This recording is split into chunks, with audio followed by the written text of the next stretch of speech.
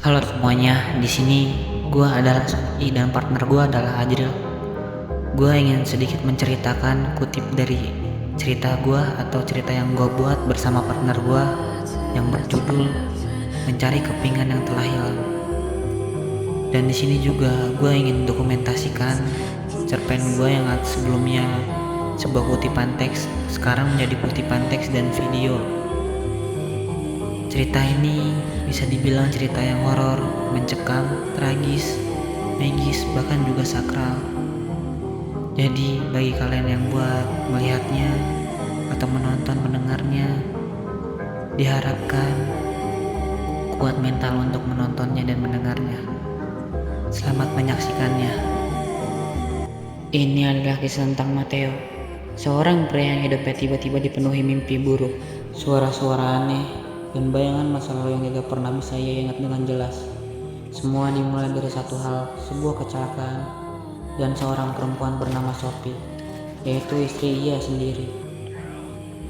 Setelah kecelakaan itu, Matteo merasa ada bagian dari dirinya yang telah hilang.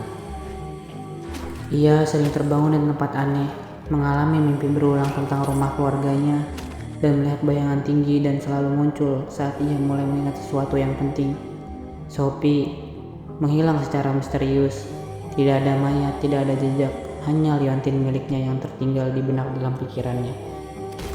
Setiap malam, Matteo dihantui suara lembut yang berbisik, "Kau harus mengingat semuanya."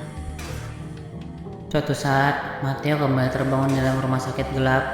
Lampu berkedip seperti napas seorang yang sekarat. Di lantai, ia melihat jejak kaki kecil yang basah, seolah membawa Matteo menuju kebenaran yang selama ini disembunyikan. Di salah satu ruangan, Matteo melihat foto Sophie. Namun yang membuatnya merinding adalah sosok tinggi dengan wajah kabur yang berdiri tepat di belakang istrinya. Setiap kali Matteo menyentuh foto itu, ruangan bergetar, lampu pecah, dan suara perempuan itu bergema dan berbicara sepatah kata. "Kamu datang terlambat, Matteo." Jadi bab cerita selanjutnya bakal dilanjutin oleh partner gua yaitu Ajril. Adios amigos. Dan kemudian gue akan melanjutkan cerita dari studi sebelumnya. Kemudian saat aku kembali membuka mata, aku tidak lagi berada di Ward 7. Rumahku sendiri kini berdiri di hadapanku, yang hangus, retak, namun terasa sangat nyata. Tulisan aneh dan berdarah muncul di dinding yang bertulisan, "Kau tidak menyelamatkannya." Langkah kecil kaki terdengar dari lantai atas. Aku mengikuti suara itu dengan hati berdegup kencang hingga sebuah siluet perempuan berdiri di ujung lorong, dan aku berkata, "Sophie." Wajah retaknya seperti kaca pecah, namun bibirnya bergerak menyampaikan satu kalimat yang berisi, "Bukan salahmu, tapi juga salahmu."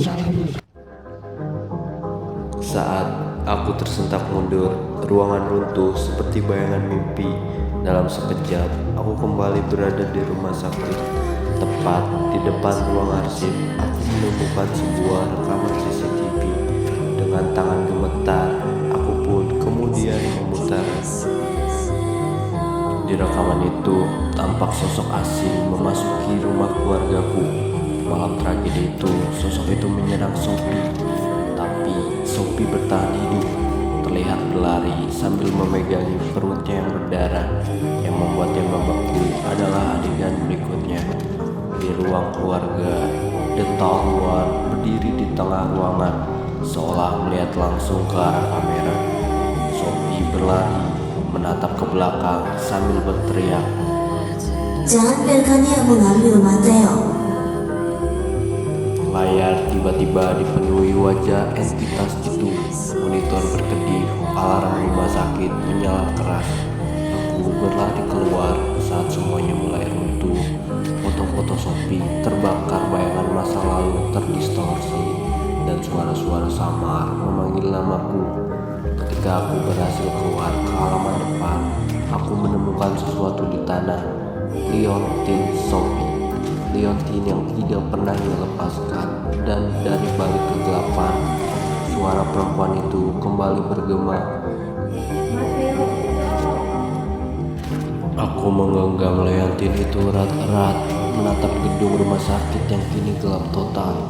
Kini aku tahu satu hal, setiap mimpi Matteo, setiap bayangan, setiap suara yang ia dengar, semuanya bukan halusinasi, melainkan ingatan yang terpaksa terkubur. Ketika Matteo menatap layar CCTV itu, wajah entitas tinggi tersebut muncul memenuhi monitor. Tidak bergerak, tidak berkedip, seolah menatap langsung ke dalam dirinya.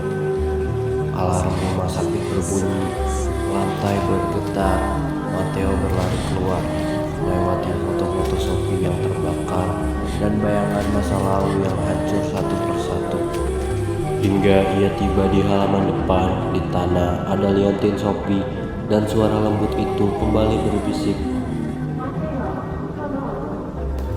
Matteo menggenggam liontin itu erat. Ia sadar satu hal, Sophie masih hidup dan entitas yang mengambilnya sekarang menginginkan Matteo juga.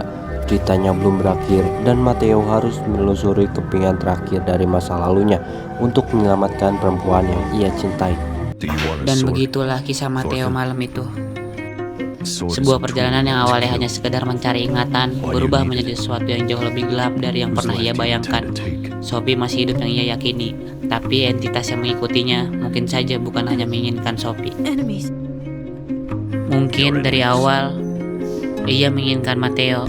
Pertanyaan sekarang, jika lu berada di posisi Matteo, mendengar suara yang manggil lu dari kegelapan, terus lu ngeliat bayangan selalu muncul setiap mengingat sesuatu, apakah lu masih terus mencarinya atau justru lu lebih baik membiarkan kepingan masa lalu itu tetap hilang? Karena terkadang nih bro ya, kebenaran yang kita cari bukan buat ditemuin, tapi ada alasan kenapa ia dikubur dan kenapa ia dilupakan. Dan Matteo baru saja membuka pintu yang seharusnya tertutup. Sampai jumpa di kisah berikutnya. Tetap jaga diri kalian, karena kita nggak pernah tahu apa yang sedang memperhatikan kita dari balik gelap. Sounds like a waste of your talents to me. Not at all. The reason I rely on a weapon